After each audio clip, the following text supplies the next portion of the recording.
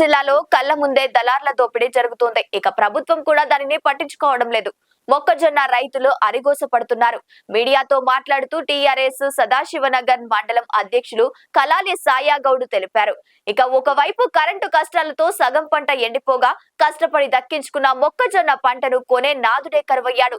సదాశివనగర్ మండలంలో ప్రభుత్వం కొనుగోలు కేంద్రాల జాప్యాన్ని అదురుగా తీసుకుని దళార్లు క్వింటాల్కు కేవలం 1900 కొంటూ దొరికిన కాడికి దోచుకుంటున్నారు. రైతులకు మద్దతు ధర దక్కకుండా దళారీ చేతులతో మోసపోతుంటే ప్రభుత్వం ఏం చేస్తోందని టీఆర్ఎస్ పార్టీ సదాశివనగర్ మండల అధ్యక్షులు కలాలి సాయాగౌడ్ అన్నారు.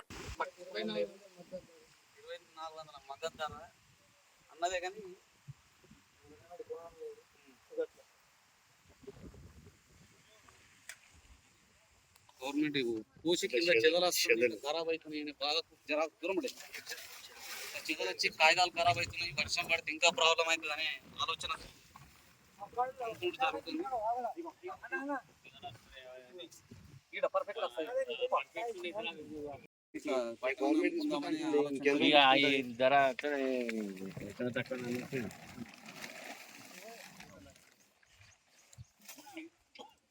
రైతుల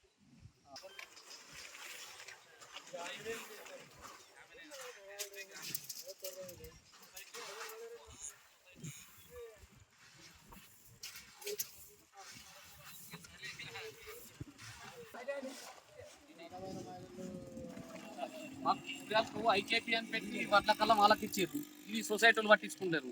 అసలు పరిస్థితికి ఇది ఐకేపీ పేరు వాళ్ళు ఆడియోలు ఇస్తారు. అసలు రైతులను కూడా ఊరు రాసుకుంటారు. వాళ్ళు ఇంతకు ముందు సొసైటీ అన్ని రకాల బాగుండేది.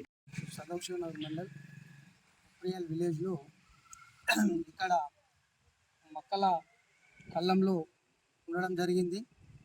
రైతులు ఇక్కడ 20 నుంచి 25 రోజుల నుంచి ఇక్కడ మొక్కలు కుప్పలు పోసుకొని ఉంటున్నారు. మధ్యలో 2 వానలు కూడా పడ్డాయి.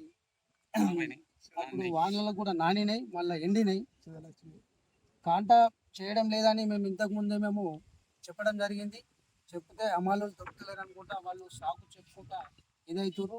నిన్ననే మా టీఆర్ఎస్ పార్టీ వ్యవస్థాపకురాలు కల్వకుంట కవిత గారు సెక్రటరేట్ ముందు కూడా కాలం దగ్గరకు వస్తుంది, కళ్ళాలలోనే వడ్లు ఉంటున్నాయి, మొక్కలు ఉంటున్నాయి, వాటిని వెంటనే కొనుగోలు చేసి రైతుల నుంచి తీసుకోవాలి. లేని ఏడాల రైతులకు వానలు బిన్నలు పడి కష్టాకాలం తోటి పండించిన రైతుల యొక్క మొక్కలు కానీ వడ్లు కానీ ఇదైపోతే ఖరాబ్ అయితే రైతు నష్టం జరుగుతాడు. ఆల్రెడీ వాళ్ళు ఎండలకు కరెంటు కూడా చక్కగా లేకుండా సరైన దిగుబడి కూడా రాలేదు. దిగుబడి రాక కూడా అట్లా కూడా 40 క్వింటాల మొక్కలు వచ్చేటి వాళ్ళకు 20 నుంచి 25 క్వింటాలే వెళ్ళడం జరిగింది ఎకరాన. ఆ విధంగా కూడా నష్టపోయారు. మళ్ళీ ఇవాళ కళ్ళాలలో ఉంటే కూడా ఈ మొక్కలను కాంట పెట్టకపోవడం ద్వారా ఈ ఇందాక మీరు చూసినట్టు చెదలు కూడా పట్టడం జరిగింది. కాగితాల కింద కానీ మొక్కల మీద కానీ చెదలు కూడా రావడం జరిగింది. దాంతో ఏమైందంటే మా డబ్బుల కొరకు రైతు ఎక్కడైతే పెట్టుబడి తెచ్చుకుంటాడో వాళ్ళకు ఏం చేస్తారు, మేము అమ్మినానికి ఇస్తామని చెప్పుకున్న రైతు ఇక కాంట అవుతలేదు కాబట్టి దళారులను సంప్రదించవలసిన పరిస్థితి ఏర్పడ్డది. దళారులు వచ్చి వాళ్ళ ఏం చేస్తారంటే 1800 నుంచి 1900 దాకా కాంట పెట్టుకోవడం జరుగుతుంది క్వింటాల్ ధర. ఆ విధంగా ఒక రైతు ఒక క్వింటాల్కు 400 నుంచి 500 రూపాయలు నష్టపోవడం జరుగుతుంది. దయచేసి మా కల్వకుంట్ల కవిత గారు నిన్న ఉద్యమంలో భాగంగా రైతుల పక్షాన నిన్న ఇదే విధంగా మాట్లాడితే నిన్ననే జరిగింది. మళ్ళీ ఇదే రోజు తెల్లారే దళారులకు అమ్ముకునే పరిస్థితి కనబడుతుంది. నిన్న జరిగిన సంఘటన అధికారులు గుర్తించి కళ్ళాల పొంటి తిరిగి ఎక్కడేమున్నాయనేది వాళ్ళకి తెలియదా, ఎక్కడ కుప్పలు ఉన్నాయనేది తెలియదా, దాన్ని గుర్తించి అంత ఉద్యమంలో నిన్న సెక్రటరేట్ ముందు జరిగిన సంఘటన చూసుకొని వచ్చి ఎక్కడైతే కళ్ళాలలో ఉన్నాయో అక్కడ కాంటలను చేసుకుంటే ఇలా ఒక్కొక్క రైతు ఒక క్వింటాల్ ఎంబట ఒక 500 రూపాయలు వస్తాయి. వాళ్ళకి ఒక యూరియా బస్తా కానీ ఒక 10 క్వింటాలు అమ్ముకున్నారనుకో పెట్టుబడికి కొంచెం వచ్చే పరిస్థితులకు ఉంటుంది. కాబట్టి మేము టీఆర్ఎస్ పక్షాన రైతుల పక్షాన ఉండి మేము ఇంకా ఉద్యమాలు చేస్తాం. ఇకనైనా లేకపోతే రోడ్ ఎక్కే పరిస్థితి ఏర్పడుతుంది. రైతులందరినీ తీసుకొని కలెక్టరేట్ ముట్టడి కూడా జరుగుతుందని చెప్పేసి కూడా మేము టీఆర్ఎస్ పక్షాన డిమాండ్ చేస్తున్నాం. మీ పేరేం? Sayagoud, TRS mandal president, Sadashivnagar. క్వింటాల్కు 550 రూపాయలు నష్టం జరుగుతుంది. ఇది అధికారులు వెంటనే గుర్తించి చర్య తీసుకోవాలని కింద ఆల్రెడీ చెదలు వచ్చేసింది.